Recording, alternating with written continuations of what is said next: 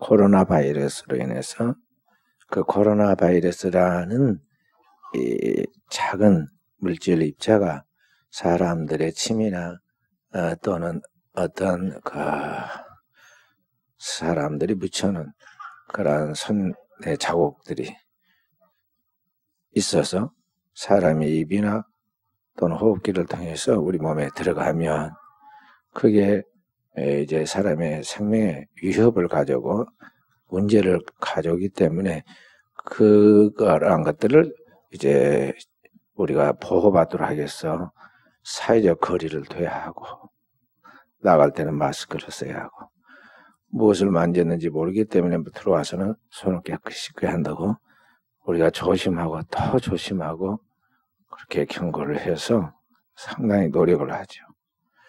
그럼에도 불구하고 우리나라에도 10,000명 가까운 확진자가 있고 그것 때문에 목숨을 잃은 사람들도 있습니다. 그런데 오늘 우리가 잘 알아야 할 것은 아무리 우리가 조심하고 또 조심한다 하더라도 이 땅에 우리가 살고 있는 동안에는 안전지대가 없다는 걸 알아야 돼요. 안전지대가 없어. 왜냐하면은 우리가 지금 만나는 사람들이 딱 우리 가족만 만나고 계속 같이 있는 거 아니잖아요. 또 성도들 오고 맨날 교회 안에만 있는 것도 아니잖아요. 우리는 늘 지나다니면서 차를 타고 사람을 만나고 일터로 가고 오고 근데 그 사람들은 또 다른 사람과 복합적으로 만나고 그러합니다. 그렇기 때문에 이런 여러 가지가 우리가 다 경계한다고 해서 그게 완전한 경계가 되는 것이 아니다는 것이죠. 그래서 오늘 우리의 진정한 안전지대가 어디일까? 우리는 생각하게 되죠. 출애굽한 이스라엘 백성들에게 하나님의 그들에게 안전지대, 보호 처소를 허락했는데 그 보호 처소는 칼과 창과 그 위협하는 애굽의 군대로부터 그들을 보호할 수 있는 어떤 거대한 군대의 진지가 아니었습니다.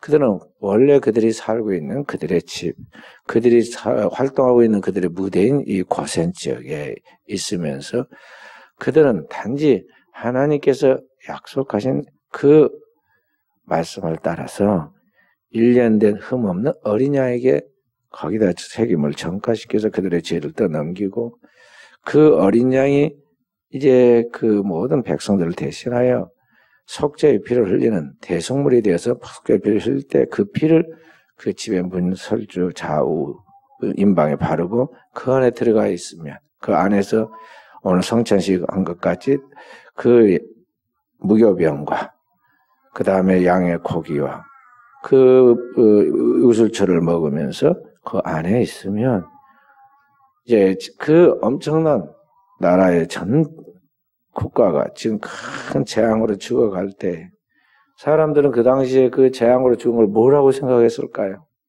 아마 오늘 우리식으로 말하면은 이해할 수 없는 먼 질병으로 생각해서 전염병같이 죽었잖아요. 근데 하필이면 죽는 사람이 가족 중에 장자들만 죽었잖아요. 성경 그때 하나님께서 그 백성들을 칠 때에 애굽의 모든 장자들을 친다고 말씀하신 그 말씀대로 하나님의 허락함 속에서 장자들의 죽임을 당합니다. 그러나 그 어린 양의 피를 바르는 사람들은 그 안에서 살았어요. 한 사람도 죽지 않고 이스라엘 백성들과 거기에 속해 있는 사람은 사람이든 짐승이든 종이든 주인이든 다 살았어요. 그러니까 안전지대가 어디냐면 바로 그 어린 양의 피. 이거 바로 피와 그 피를 바른 그것이 곧 안전지대고 어린 양이 곧 안전지대예요. 그럼 그 어린 양이 누구냐? 어느 하늘과 땅과 그 가운데 있는 모든 만물의 모든 죄를 담당하고 하나님 앞에 영원한 속죄의 피를 흘린 하나님의 어린 양이신 그 예수 그리스도의 보혈의 피가 있는 그곳이 곧 안전지대이고 그 안에 있는 사람들이 영원한 생명을 얻는다는 것을 성경은 신약과 구약을 통틀어 가지고 지금 계시해 주고 있어요. 구약의 계시는 아직 완전한 계시가 아니라 불완전한 계시라고 볼 수 있어요. 그러나 이 계시가 점진적인 발전을 통해서 신약에 와서 완전해졌는데 예수 그리스도에게 있어서 안전해집니다. 그래서 성경은 예수 그리스도께서 나는 알파와 오메가라고 말씀한 것이에요. 바로 그 예수 그리스도께서 오셔서 우리의 모든 죄와 허물을 담당하고 십자가에서 영원한 속죄를 이루실 때 우리의 모든 죄와 허물은 하나님과 인간 사이에 가로막힌 죄의 장벽이나 인간과 인간 사이에 원수에 있던 그 죄의 장벽이나 사람과 환경 사이에 가로막혔던 그 죄의 모든 문제가 다 사해지고 도말되고 다시는 기억지 않게 되고 그 예수 그리스도의 피를 믿을 때 그 피의 공로로 그 피를 먹고 마실 때 오늘 우리가 영원한 생명을 얻게 되는 축복을 받게 된 거예요. 바로 그 예수 그리스도가 구약에는 도피성으로 이스라엘 백성들이 위기의 순간에 살 수 있는 도피성으로 묘사되어 나오고 신약에 와서는 오늘 우리가 하나님의 교회가 바로 그 도피성과 같은 역할을 하는 거예요. 그래서 이 위기의 때 우리가 교회에 더욱 하나님 앞에 나와서 예배 드려야 할 이유가 그거예요. 우리 교인이 맨날 없다고 우리가 마음을 슬퍼하고 그랬지만요. 이 요사이는 또 적당하잖아요. 요사이는 적당해. 거리 조정도 저절로 잘 되고. 어쨌든 교회가 도피성이다. 교회는 그리스도의 몸이고 그리스도의 피로 값주고 산 재단이야. 그러니까 구약의 도피성과 같이 신약의 이 교회는 오늘 우리가 이제 하나님의 보호를 받는 그리스도의 피가 덮고 있는 바로 그 안전지대라는 것을 우리가 알 수가 있어요. 그래서 오늘 우리는 이제 주님이 이 영원한 생명을 우리에게 주셔서 그 하나님의 나라로 우리를 인도하기 위하여 모든 걸 다 해결해 주시고 하나님 아버지께로 가는 길과 진리와 생명이 되어 주셨는데 이제 그리스도께서 그렇게 우리를 위하여 사신 것 같이 오늘 우리도 주님과 함께 그 영원한 하나님 나라의 영광을 받기 위하여 오늘 이 땅에 살아가는 그 삶을 주님과 함께 동행하는 주님과 함께 십자가를 지고 나아가는 삶을 살아야 한다는 것입니다. 그래서 로마서 8장 17절에 주와 함께 영광 받기 위하여 고난도 받아야 할지니라는 말씀의 의미예요. 골로새서 1장 24절에 보면 사도 바울은 뭐라고 그러냐면 그리스도의 몸된 교회를 위하여 그 그리스도의 남은 고난을 내 몸에 채워놓으라 그랬어요. 그러니까 그리스도께서의 십자가를 지고 우리의 죄를 담당한 그 모든 고난에 혹시 남아있는 그런 것이 고난이 행해 있다면 바로 그 일에 내가 그리스도와 한 몸이 되었으므로 주님은 포도나무에 나는 그 가지처럼 함께 연합하여 하나가 되었으므로 나도 그 주님의 고난에 동참해서 주님과 함께 고난받겠다. 예수 믿고 신앙생활을 하고 나아가는 것은 영광이 문제가 아니에요. 영광 받기 위하여 교회 다니는 것은 그 미신적 신앙이에요. 자신의 안녕과 가정의 그 모든 부귀와 영화와 영달을 위하여 하나님을 믿는다고 교회 다니는 것은 미신적인 신앙이고 그래서 옛날 우리 조상들이 절간에 가가지고 공을 들여서 자손 만대에 뭔 좋은 일이 있기를 바라는 염원했던 것과 같은 비슷한 종류의 그런 신앙인데 이것은 잘못되고 미신적이고 우상적 신앙이다 말이죠. 성경은 우리에게 진리를 가르치는데 모든 이 세상에 생명이 산고의 고통을 치르지 않고 새 생명이 나올 수 없음 같이 겨울에 그 혹독한 추위를 뚫고 새 봄의 가지가 나오듯이 오늘 우리의 인생은 고난이라는 이 산고를 거치고 나서 하나님의 영광이 이르게 되는데 바로 그리스도의 그 십자가를 통해서 부활에 이르는 영광처럼 오늘 우리가 주님의 그 영원한 하나님 나라의 생명과 영광을 함께 동참해서 맛보려면 주님이 지신 십자가의 길을 반듯하게 따라갈 수 있는 삶이 되어야 한다는 거죠. 그래서 예수 그리스도를 믿고 나간 이후에 그리스도인의 삶은 육체적으로는 이 세상과 세상에 있는 것을 쫓아 살지 않기 때문에 그것은 핍박과 시련과 고난이 따르긴 하지만 영혼은 천국이에요. 영혼은 평안하고 영혼은 자유하고 영혼은 담대하고 영혼은 완전해지죠. 그래서 겉사람 후패하는 속사람 날로 새롭다 그래요. 그래서 오늘 우리는 주님과 함께 그 영원한 하나님 나라의 영광을 바라보고 오늘을 살아가면서 하나님의 교회를 섬기고 나아갈 때 우리는 십자가를 지고 가는 삶을 철저하게 훈련해야 돼요. 대충 하면 안 돼요. 신앙생활을 대충 해가지고 은혜도 받겠다. 우리가 맨날 변화산 위에서 여기가 좋사오니 하고 모세와 엘리야와 예수님과 함께 본래의 영광을 가지고 거기에 대화하는 걸 바라보면서 막 너무나 환상적이고 흥분하고 뭐 설레는 것이 견딜 수 없어가지고 제자들이 거기에 머물겠다 한 것 같지, 집회하고 은혜 받고 막 신나는 거기 그런 기분으로만 사로잡혀 살려고 그러면 안 된다는 거죠. 신앙생활은 두 눈을 뜨고 맨정신으로 내 앞에 당면하는 문제를 확실하게 헤쳐나가기 위해서 어떤 고난도 두려워하지 않고 뒤로 물러서지 않고 담대히 뚫고 나가려고 하는 그런 자세가 필요한 거예요. 그것이 십자가를 지는 그리스도인의 삶이에요. 그러나 우리 그리스도인의 고난은 죄가 있어서 죄값으로 모든 고통을 받는 것이 아니라 죄가 없음에도 불구하고 이 세상 사람들의 죄를 짊으신 그리스도처럼 오늘 우리도 이 세상 사람들의 오늘 문제를 내가 짊어져야 할 해결해야 할 문제인 것 같이 그 십자가를 지고 이 땅에서의 고난을 자취해 가야 한다. 자청해서 그걸 지고 가야 한다는 것입니다. 그래서 오늘 우리가 살고 있는 이 시대의 사람들을 주께로 인도하고 그들의 영혼을 살려야 돼요.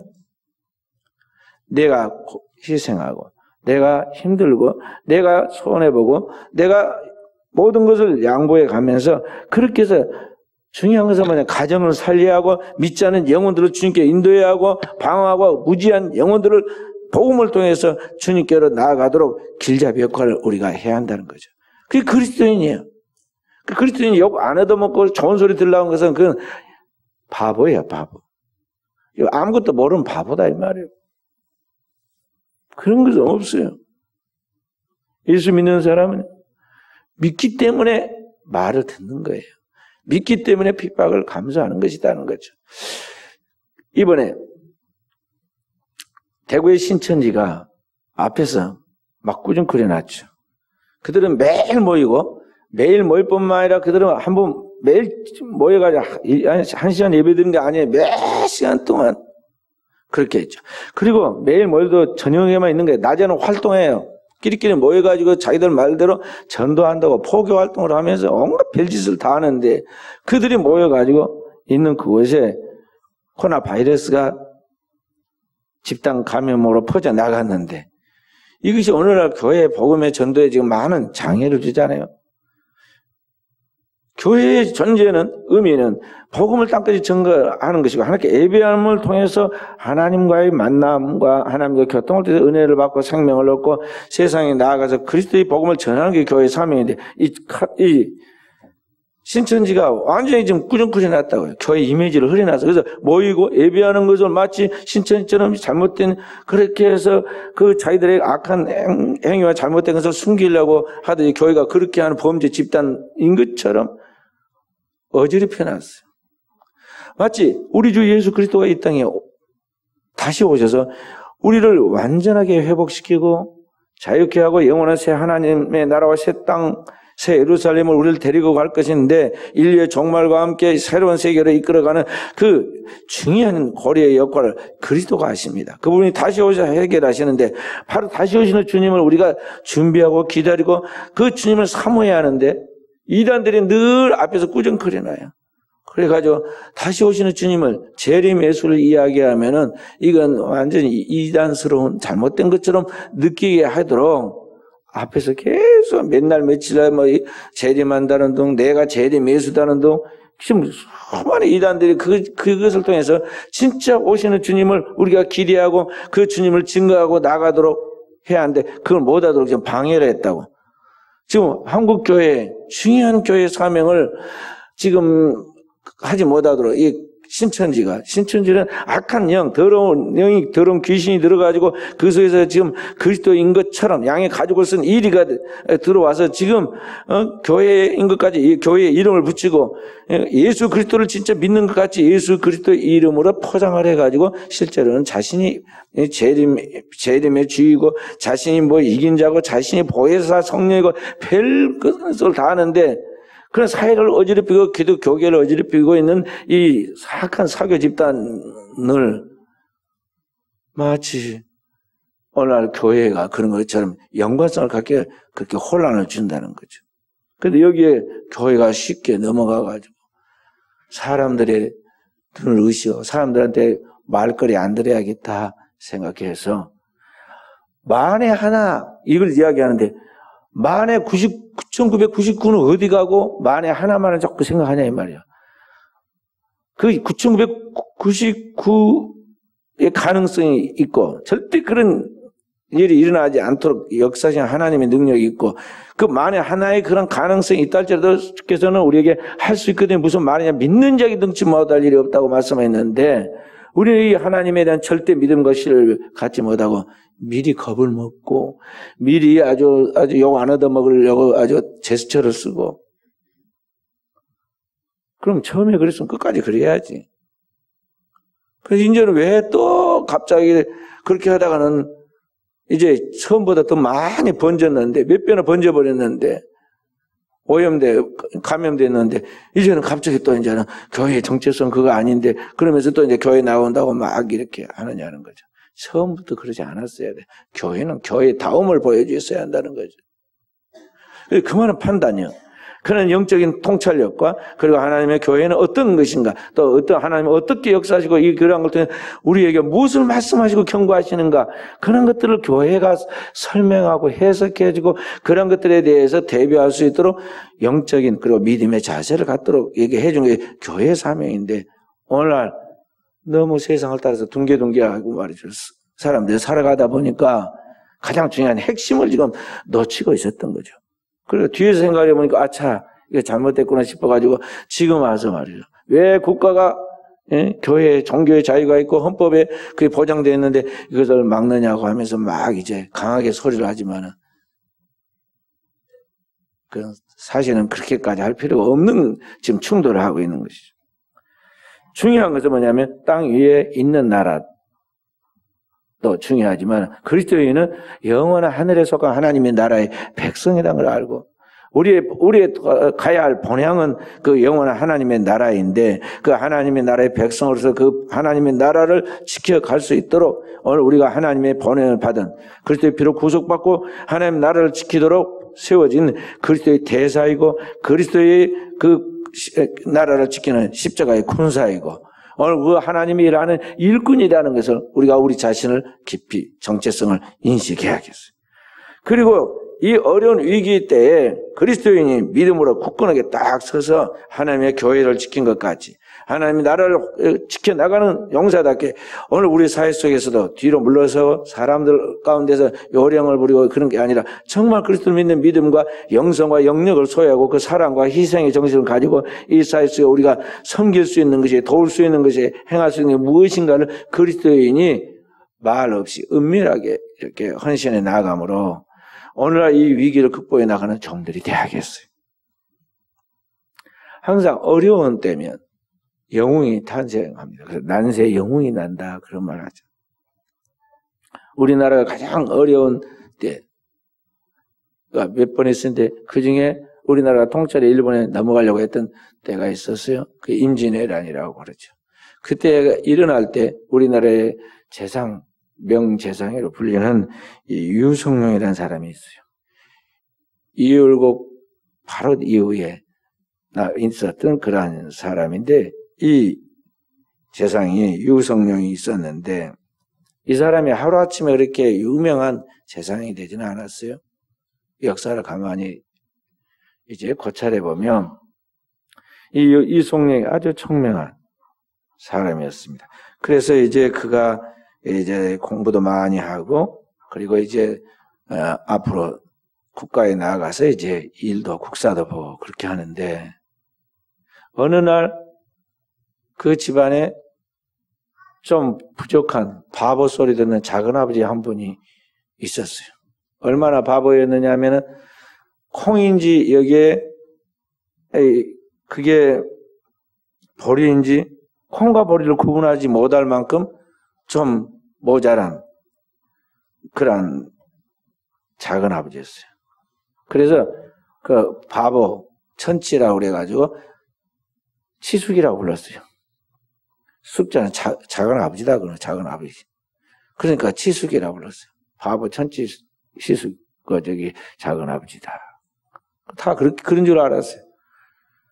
유성룡이 어느 날 집에 혼자 있는데 작은 아버지가 숙부가 부르더니 나하고 바둑을 한 판 두자고 그럽니다. 그래서 어이가 없었습니다. 아니 콩과 여기 보리도 구분 못하는 이 바보 천치 치숙이 당대 조선 최고 국수라고 불리는 유성룡이한테 바둑을 두자고 그러니까 속으로 얼마나 웃음이 났겠어요. 그렇지만은 아버지 학렬에 이 높은 학렬에 있는 집안의 작은 아버지인데 숙부인데 그게 대놓고 바보 그렇게 할 수는 없고 어쩔 수 없이 끌려가가지고 인사로 바둑을 두게 되었습니다. 이제 딱 바둑이 이제 들어가자 실제로 바둑이 시작되자 유성룡이 깜짝 놀랐어요. 왜냐하면 바보 숙부가 바둑을 두는데 진짜 모르고 둔 게 아니라 자기보다 훨씬 몇 수 앞서 가가지고 바둑을 두는데 아무리 머리를 굴리고 연구를 해가면서 지금까지 바둑 둔 실력을 총 기량을 집중해가지고 바둑을 둬도 이길 수가 없어요. 그래서 마지막에 가서는 바둑이 다 끝나갈 마지막 판에 가서 보니까는요, 한 귀퉁이만 조금, 거기만 지금 살아있고, 나머지는 완전히 자기 그 숙부에게 몰살패를 당하는 그런 패전을 갖게 됩니다. 참패를 당하게 돼요. 얼마나 당황했겠어요? 바보인 줄 알았는데, 항상 바보같이 하고 다니는 바보인 줄 알았는데, 바둑 둔 걸 보니까 완전히 자기나 따라갈 수도 없는 대단한 부분이고 그런 거예요. 그래가지고 이제 막 자기가 이상하게 돼가지고 거기에 있는데 작은 아버지 되는 그 숙부가 그때 껄껄껄 웃으면서 이렇게 말합니다. 재주가 대단하네. 그래도 조선 팔도가 다 짓밟히지 않았으니 다시 살 수는 있겠구만. 이렇게 말한 거예요. 바둑 두고. 지금까지 말도 제대로 섞어서 이야기도 할 사람이 아니다 생각하지도 않았는데 이번엔 정식 진짜 권위 있는 작은 아버지 모습으로 딱 서가지고 자신을 훈수 이야기하는데 재주가 제법이네. 조선 팔도가 다 짓밟히지 않았으니 다시 살 수는 있겠구만 하고 지금 바둑을 들으면서 국가를 이야기하고 있는 거예요. 그래서 이성룡이 총명한 사람이 깨달았어요. 우리 작은 아버지가 바보가 아니라 사람들이 말하기를 바보라고 그러고 우리 집안에서 바보 작은 아버지라고 해서 치숙이라고 불렀는데 사실은 이분은 바보의 행세를 하고 있는 높은 통찰을 가진 이인이구나, 뛰어난 분이구나 그렇게 깨닫고는 들어가서 옷을 갈아입고 의관을 정지해가지고 큰 절을 올립니다. 자기 숙부에게 큰 절을 올리고 자기 자신을 부족하니까 저를 지도해 주십시오. 이제 숙부의 모든 말씀을 제가 참고해서 잘 듣고 정사를 하겠습니다 하고 작은 아버지한테 그렇게 이야기해요. 그래서 그 작은 아버지가 어떻게 해요? 저를 정중하게 받아주면서 권위 있는 목소리로 정식으로 지도를 시작합니다. 이제 앞으로 아무 날 되면 집에 어떤 중 하나가 찾아올 것인데 그 중이 찾아와서 이렇게 말할 것이다. 가서 오늘 밤 내가 잘 데가 없으니 이 집에서 좀 잠을 재워주시오 하고 이야기할 것인데 절대 그를 재우면 안 된다. 그리고 오는 즉시 그를 데리고 나에게로 오너라. 그렇게 이야기를 합니다. 아니 이제 작은 아버지가 그 바보같이 생겨서 바보 작은 아버지라고 그랬는데 그 작은 아버지가 이제 자기를 고쳤는데 전혀 알아먹을 수 없는 이야기를 하는 거예요. 어느 날 중 하나가 오는데 중이 재워주라고 하면 재워주지 말고 그를 자기 집으로 데려오라. 그런데 실제로 그 숙부가 말한 그날이 되니까 해질 무렵에 그날 해질 무렵에 중 하나가 톡 왔습니다. 와가지고는 가서 잘 데가 없으니까 이 집에서 하룻밤 재워주시오 하고 요청하는 거예요. 그 작은 아버지 말이 생각나서 그를 데리고 자기 숙부 집으로 갔어요. 그랬더니 데리고 오자마자 그 자기 숙부가 칼을 쫙 빼가지고는 그 중의 목에다 딱 예리한 칼날을 대면서 추상 같은 명령으로 그에게 추국을 합니다. 중한테. 보통 그때 당시 시대에 중들한테 잘했잖아요. 아니, 이 중한테 그냥 칼을 빼가지고 목을 곧 베일 것까지, 진짜 벨 것까지 하면서 이야기한 거야. 네 본색을 말이야. 누가 보냈느냐? 이야기인데 완전히 그를 꿰뚫고 그가 어디서 와서 뭘 하려고 왔는지 다 꿰뚫고 있는 것 같이 추궁을 하니까 전혀 예측할 수 없는 순간에 목숨이 왔다 갔다 하는 그런 위기에 만난 그 사람을 보고 그 중이 이 사람이 보통 분이 아니구나 하고는 그 앞에 실토를 합니다. 그래서 뭐라고 실토를 하냐면 저를 보낸 사람은 일본의 막부인, 최고 막부인 도요토미 히데요시고 이 도요토미 히데요시가 한국에 가면 꼭 유성룡이를 찾아서 그를 죽여야 한다. 그래야 조선 침략에 성공한다. 그러니까 네가 그 뛰어난 사명을 감당하고 오너라 하고 그래서 왔다고 실토를 합니다. 유성룡이 얼마나 또 놀랬겠어요. 그래서 그때 이제 일본의 침략이 눈앞에 와 있다는 것, 그게 준비됐다는 것, 그 주인공이 일본의 최고의 그러한 실력자인 막부 도요토미 히데요시라는 것을 이제 알고 나가죠. 그러기 전에 이율곡이 조선 선조 임금에게 한국에 당시 뭐냐면 일본이 침략이 올 것이니 우리 조선에 10만 대군을 양성해야 한다고 그랬어요. 근데 대다수의 그 충신이라고 자청하는 간신들이 반대를 했어요. 아니, 우리나라에 뭐 10만이 무슨 군대가 필요하면 그 10만을 먹이고 입히고 기르려면은 얼마나 돈이 많이 들어가는데 지금 먹고 살기도 힘들고 그런 때 10만 대군을 양성했냐. 그래가지고 그게 채택이 안 됐어요. 책상에 앉아서 공부만 하니까 저기 공상이 많아져가지고 그런다가 이율곡이가 말한 것을 갖다가 채택이 안 됐는데 그래서 실천에 옮긴 사람이 또 이 유성룡이 그 다음에 세상에 된 유성룡이 됐는데 그러기에 앞서 그 작은아버지 대신 그 이인치숙이라고 이제 나중에 부르는 그 작은아버지가 바보 작은아버지가 그런 것들에 대해서 다 통찰력을 주어서 이렇게 했다는 거죠. 그렇게 해서 준비해서 임진왜란을 막게 되죠. 어떤 역사든지 그 어떤 역사를 헤쳐나갈 때 하나님이 그 문제를 풀어갈 수 있는 길을 열어주고 그 문제를 풀 수 있는 사람을 세워요. 하나님은 항상 어떤 시험을 만나면 그 시험 피할 길을 주신다고 그랬잖아요. 그러니까 그런 것들을 우리 민족에도 주었다는 거죠. 우리나라의 문교부 장관과 법무부 장관을 역임했던 황산덕이라는 분이 계신데 이분이 쓴 복기라는 책이 있어요. 복기. 이 복기라는 책에 보면은 이런 역사 얘기를 쭉 이렇게 하면서 우리 민족은 절대로 멸절되지 않는다. 위기를 만나면 반드시 큰 인물들이 집중적으로 나와서 문제를 해결해 나왔다. 그러면서 지금 이 조선 시대에 임진왜란 때 이러한 이율곡, 유성룡, 또 이순신, 권율 같은 장군들 이런 이야기들 쭉 합니다. 그러니까 하나님은 그 백성들을 궁일해서 때에 맞게 그 문제들을 풀어가도록 역사하죠. 우리가 오늘의 이 시대, 이 위기 때 누가 하나님 앞에서 진짜 쓰임을 받는지 세상 사람들은 잘 모릅니다. 그러나 그 일에 하나님이 보낸 사람들이 있어요. 성경은 우리에게 너는 그리스도의 대사다. 하나님께로 보냄을 받은 엠베서다. 대사다 이 말이죠.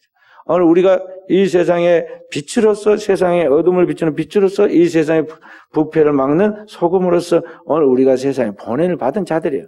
우리가 이 세상에 그리스도의 십자가를 지고 죽음으로 이 땅에 있는 영혼들을 살리는 그 역할을 오늘 하나님께서 우리를 통해서 일하신다는 거죠.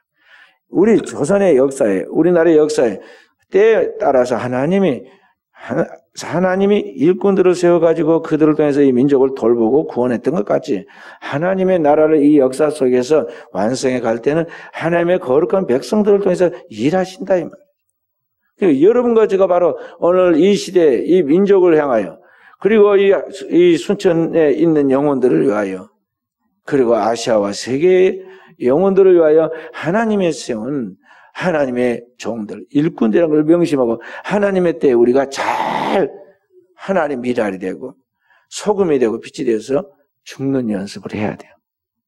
왜 그러느냐? 잘 죽어야 잘 사는 거예요. 잘 죽어야, 주님과 함께 잘 십자가의 죽음으로 죽어야 주님의 나라, 그 영원한 하나님의 나라에서 영원히 사는 길이 열린다 하는 것이죠. 자, 일본이 한번 침략에 들어오니까 자꾸만 침략에 들어오죠. 결국에는 일본이 우리나라를 넘보다가 80몇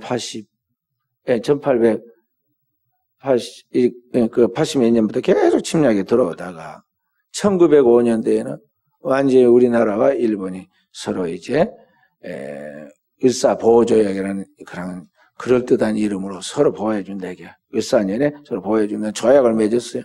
그러다 1910년에는 일본과 한국은 이제 크게 하나의 통일된 나라를 만들자. 그래서 한일 합방이라는 그런 이름으로 우리나라의 모든 국권을 빼앗고 침략해서 완전히 강제로 점령해버리죠. 그 1910년. 그렇게 해서 그때부터 우리나라는 그냥 큰 싸움도 일본을 하지도 않고 일본의 속국이 되고 지배를 받는 온갖 착취를 하게 되는데 그때부터 우리나라는 전쟁터야. 우리나라가 일본과 싸울 전쟁터가 아니라 우리나라를 발판으로 해가지고 중국과 싸워, 그 다음 러시아와 싸워, 일본이 싸우면서 청일전쟁, 그때는 중국이 청나라예요. 청일전쟁, 그 다음에 저 북쪽에 있는 소련은 러시아라고. 로일전쟁을, 그 당시에는 한문으로 그러니까 로일전쟁이라고, 로일전. 그런데 우리나라는 맨날 전쟁터이고 군수물자 되고 거기에서 죽을 고생을 다 했단 말이에요. 그래서 빨리 우리나라는 독립해야 한다. 예? 그래야 안 해도 살기가 힘든데, 국력이 쇠약하고 힘드는데, 이게 일본까지 저렇게 우리나라를 착취하니까 너무 살기가 힘들었어요. 그래서 국권을 다시 회복하고 나라를 독립하려고 우리나라가 얼마나 발버둥을 쳤나요? 그때 발버둥을 칠 때, 일본은 깜짝깜짝 놀라게 한 사람들이 나오죠. 그래서 우리가 잘 아는 도산 안창호 선생 같은 분도 나오고, 또 저기 일본군 대장을 죽인 윤봉길 의사 같은 사람도 나와요. 그런 분들이 나와요. 윤봉길 의사 같은 경우는 이분은 원래 채소 장사한 사람이에요. 채소 장사하면서 그러면서 공부하고 혼자서 이렇게 산 사람인데, 그런데 그가 김구 선생을 만납니다. 채소 장사를 하다가 김구 선생을 만났어요. 김구 선생님의 그 이상과 국가를 사랑하는 마음이 다 통해가지고 그렇게 젊고 유능한 일꾼들이 필요하다. 그런 말을 듣고는 내가 이 민족을 위하여, 우리 민족 대한제국의 독립을 위해서 내가 죽어야겠다. 그 결심을 합니다. 그래서 그가 이제 일본군들을 치려고 하는데 이게 혼자서 무슨 힘이 있겠어요. 그래서 이제 그 김구 선생이 정보를 알아갖고 옵니다. 그리고 어떤 정보냐 하면은 일본군 대장이 저기 중국 상하이로 온다는, 그래서 상하이에 와서 일본군이 싸워서 이겼다는 전승 축제를 이렇게 하는데 거기에 온다는 정보를 입수하고 이 윤봉길 이 청년이 도시락으로 만든 폭탄을 가지고 그 중국 상하이에 있는 이 앙커우 공원인가 그 공원에 찾아갔죠. 그리고 그 축제를 하고 있는 거기다 폭탄을 던져가지고 실제로 일본군 대장을 살해하죠. 저격해. 중국은 둥치가 저렇게 크고 말이죠. 그렇게 숫자가 많아도 역사를 고찰해 보면요. 일본군 하나들 잡아서 싸워갖고 이겨본 적이 없어. 하나도 이렇게 한 적이 없다. 근데 전부 다 우리 조선 사람들이 그렇게 했는데요. 자, 그렇게 해서 이 조선의 독립을 앞당기고 또 이 우리 민족이 어떤 정신과 의지로 살아가고 있는가를 만방에 알게 하고 일본을 두려워 떨게 만들죠. 그렇게 해서 오늘날 우리나라가 보존되어 간 거예요. 그러니까 우리가 하나님의 나라의 백성으로서 하나님 나라의 영광을 위하여 하나님 나라를 지켜가는 그런 십자가의 군사라면 우리 또한 이 하나님 나라를 위하여 뭔가 목숨을 바쳐야 할 때가 오면은 바쳐야 돼요. 생명은, 우리의 육체의 생명은 한계가 있어서 이 땅에서는 영원하지 않거든. 그러니까 이 땅에 언젠가는 이 목숨을 이 바이러스 아니라도 끝마치게 되는데 사람은 죽을 자리에 죽을 줄 알아야 돼. 그것도 죽을 자리에 명예롭게 죽을 줄 알아야 돼요. 사람은 안고 일어선만 잘해도 멋있는 사람이에요. 하물며 태어났으면 죽게 되는데 죽을 자리에서 비굴하게 죽지 않고 제대로 죽어야 하는데 이 젊은 청년이었던 이 윤봉길도 자기 죽을 자리를 분명히 찾아가지고 자기 한 목숨을 통해서 놓고서 일본을 완전히 힘을 꺾어버리는 그러한 일들을 만들어내는데 자기 목숨을 바친 것같이 오늘 우리는 하나님의 나라를 이루어가는 데 있어 내가 필요하다면 언제든 주를 위하여 내 목숨을 바칠 준비를 하면서 나아가야 한다는 거죠. 사도 바울이 그래서 자기 목숨을 이야기할 때 내가 살아도 주를 위하여 살고 죽어도 주를 위하여 죽느니 사나 죽으나 내가 주의 것이다 그랬고 내 몸에서 그리스도만 정직히 되기를 원한다고 그랬다. 그런 삶을 오늘 우리 그리스도인으로서 우리가 살아야 한다는 것이죠. 주님이 그걸 요구하세요. 성경은 주님은 말씀하세요. 아무든지 나를 따라오리거든 자기를 부인하고 자기 십자가를 지고 나를 쫓을 것이니라. 자기 십자가를 지고 나를 쫓으란 말이 그 죽음이라는 거예요. 죽음. 제가 요한계시록 강의할 때 그 이야기하잖아요. 일곱 나팔, 일곱 대접을, 그 심판의 일곱 대접을 이야기했잖아요. 그래, 거기에 다섯 번째, 여섯 번째가 쭉 나오잖아요. 그 다섯 번째 인할 뗄 때 그게 뭐가 나오느냐 하면은 주를 위하여 목숨을 바친 순교자들의 그 영혼이 나와요. 그게 흰옷을 입고, 그 주님 앞에서 지금 하나님의 위로와 상을 받기 위하여 예비된 사람들이 거기 나온다고. 그 하나님 나라의 그 영광의 자리에 들어갈 사람이 있는가 하면 부끄러운 구원을 받는 사람도 있단 말이죠. 세상에서 조금 사회적으로 좀 앞서가거나 경제력이 있거나 조금 사회적 지위가 높거나 조금 이 사람들 가운데 명예를 얻어도 굉장한 차이가 나고 부러운데 잠깐 그런 건데도 영원한 하나님의 세계, 영원한 이 질적으로 다른 영혼의 세계에서 영광이 다르단 말이죠. 별과 별의 영광이 다르고 해와 달과 별의 영광이 다르듯이 영광이 달라. 공청회에 빛과 같이 영원토록 빛나라 하신 하나님 말씀처럼 그런 영광을 받은 사람이 있는가 하면 꺼져가는 이 심지어처럼 부끄러운 구원을 받은 사람도 있다 이 말이죠. 그 결정이 어디서 이루어지냐? 오늘을 살아가는 우리의 신앙과 삶에 달려있는 거죠. 그렇기 때문에 오늘 우리 사랑하는 주님의 제자들로서 우리 성천교회 성도들이 내 신앙과 삶이 정말 하나님 앞에서 통합된 하나의 영성을 가지고 우리 주님이 고난받으신 같이 고난받고 주님이 영광받은 같이 그 자리에 똑같이 영광받을 수 있도록 오늘을 살아가되 오늘 내가 좀 힘들고 조금 무시당하고 조금 손해보고 좀 고난받은 것을 두려워하지 말아라 하는 거예요. 그것 때문에 게으름을 부리고 뒤로 물러설 때도 말고 죽으면 죽으리라고 나아가야 돼. 그렇게 할 때 오늘 여러분과 저는 진정한 하나님의 축복을 받은 하나님의 사람으로 이 시대에 쓰임을 받게 된다 하는 것입니다. 주님은 살려고 하는 자라 살려주시는 하나님이에요. 잘하고 못하고 뭐 있고 없고 차이는 5달란트, 2달란트, 1달란트에는 중요하지 않아. 하나님 앞에서 그걸 가지고 어떻게 살았느냐에 대하여 하나님 앞에서 최선을 다하는 삶이면 1달란트도 좋다 이게요. 세상 사람들 5달란트가 더 낫다고 그러지만은 돈 많은 재벌이 더 낫다고 그렇게 생각하겠지만 하나님은 그렇게 안 본다 이 말이죠. 보리떡 5개를 가지고 있는 가난한 그 소년의 것을 통해서 하나님의 영광을 받으시고 그렇지 않는 최고의 지위와 대제사장의 지위와 그리고 빌라도의 그런 세계를 통치하는 그런 권력과 뭐 별걸 다 소유해서도 그들은 다 하나님 앞에서 아무것도 아니에요. 주님 앞에 진정한 믿음으로 우리가 살려고 할 때, 믿음으로 살려고 할 때 하나님의 그 진정한 믿음 위에 은총을 부어주시고 하나님의 능력을 부어주시고 그 하나님의 뜻이 이 땅에 펼쳐질 수 있도록 그를 정교하게 보고 써주신다는 것이죠. 그래서 우리가 이제 당면하는 우리의 삶의 문제가 각각 짐이에요. 한 짐입니다. 그리고 그 짐이 다 무겁잖아요. 그러나 그러한 가운데서 우리의 신앙을 항상 하나님 말씀, 그리스도의 그 십자가에 대비를 하고 대입시켜서 그리스도를 통해서 풀어나가도록 해야 돼요.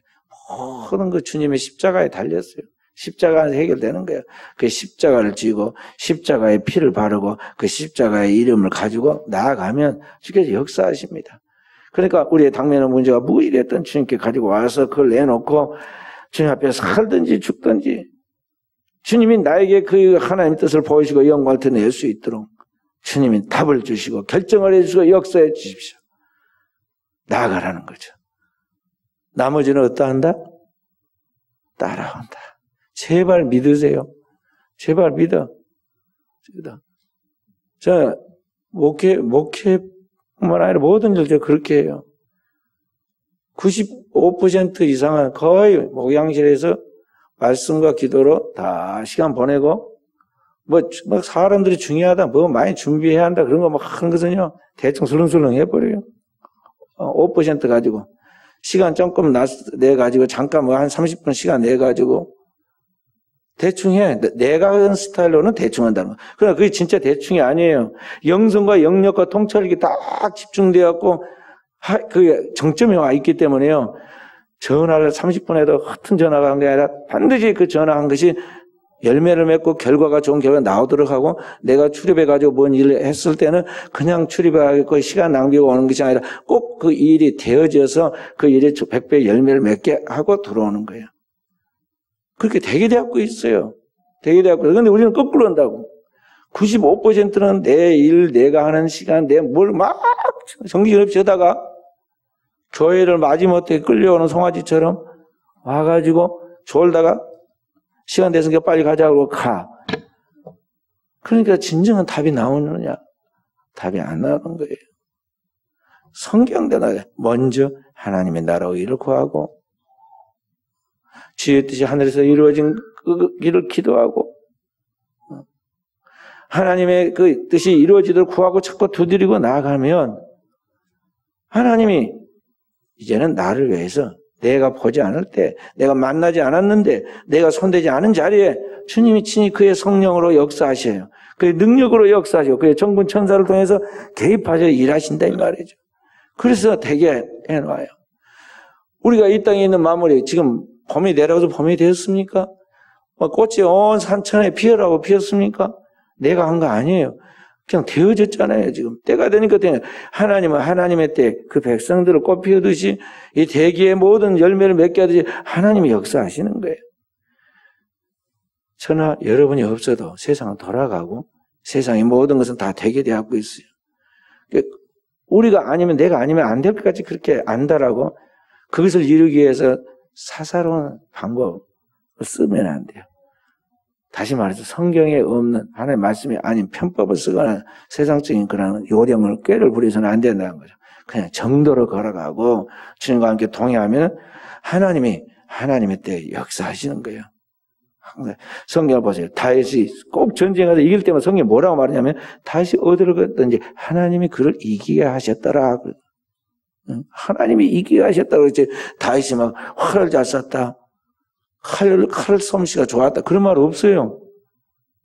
그냥 하나님이 이기게 하셨더라. 하나님이 형통케 하심으로 형통하였더라. 꼭 그렇게 나오지 사람이 잘해서 된 게 아니다 말이죠. 우리의 삶에도 오늘의 우리가 다윗이 돼야 하고 오늘의 한나가 돼야 하고 한나도 성경에 보면 그랬잖아요. 그가 임신이 안 돼가지고 너무 고민하는데 성경에 뭐라냐 하나님이 그의 잉태하지 못하게 하시니 아기가 없었다고 그랬어요. 그 다음에 나중에 하나님이 그를 긍휼히 여기서 태의 문을 열어주시니 그가 임신이 되어서 아이를 낳았는데 그게 사무엘이라고 그래요. 하나님이 하신다. 하나님이. 우리의 삶에 그 하나님이 개입하셔서 역사하시는데 우리는 하나님의 그 개입할 수 있는 여유, 하나님 개입할 수 있는 공간, 하나님이 개입할 수 있는 마음의 믿음의 준비가 안 되고 있어요. 늘 하나님 없이 내 혼자서 내가 알아서 하려고 하다 보니까 시간과 정력을 낭비해서 반복된 그런 고난을 겪게 되는데 우리의 삶의 자세를 고쳐야 한다는 거죠. 맨날 놀러 다니는 사람은 똑같은 놀러 가고, 술 먹는 사람은 맨날 술 먹고, 주일날 오후에 도망치는 사람은 맨날 도망치고, 그 습관 안 고치려고 그래요. 죽을 때까지. 근데 이거 고쳐야 돼. 우리의 삶의 스타일을 고쳐야 돼. 그래서 신앙, 하나님 말씀 믿는 신앙과 오늘을 살아가는 현실의 나의 삶이 일치가 이루어져야 돼요. 그 신앙과 삶이 균형을 이루고 이 신앙과 삶이 하나로 통합되어서 딱 나아갈 때 거기에 하나님의 성령의 능력이 스파크가 일어나는 거예요. 오늘 또 우리 사랑하는 귀한 종들에게 이러한 하나님의 성령의 은총과 은사가 날마다 체험되는 역사길을 주의 이름으로 축원드립니다.